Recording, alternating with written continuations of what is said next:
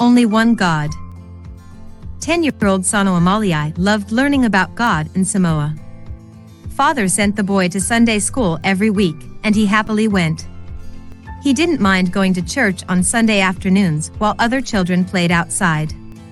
He loved learning about God. But he was a little confused.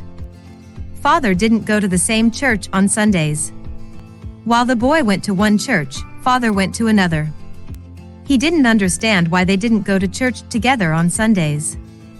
Some of the other villagers also didn't seem to understand why Saunoamaalii went to one church and Father went to another church. Those villagers became very unhappy with Father, and the village leaders ordered him to come to a big meeting. Father went to the meeting. At the meeting, the village leaders asked Father many questions about God. Their questions weren't easy, but Father refused to change his mind. He didn't see any problem sending his son to one church and going himself to another.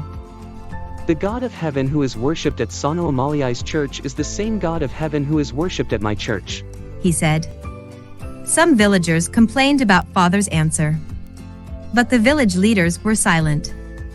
They accepted Father's answer and never argued with him again. Saunoamaalii always remembered Father's words. There is only one God in heaven. Indeed, the Bible says, "The Lord our God, the Lord is one."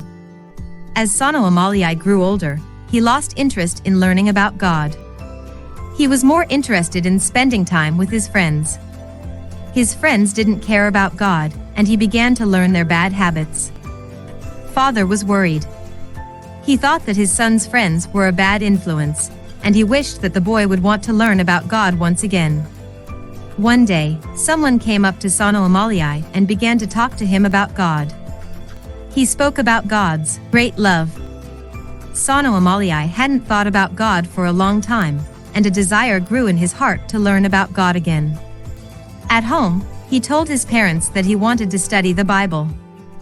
Father was so happy. He took the boy to a special Bible school for teenagers. Saunoamaalii enjoyed hearing stories about God again. Saunoamaalii grew up and got married. He became the father of 2 boys and 3 girls. One day, he noticed that a new church was being built near his house. Because he was a neighbor, he volunteered to help. He worked on the church until it was finished. As he worked, he listened to the pastor and others talk about God. He enjoyed hearing about God. It reminded him of how much he loved learning about God as a boy. He was happy when the pastor started coming to his house to visit.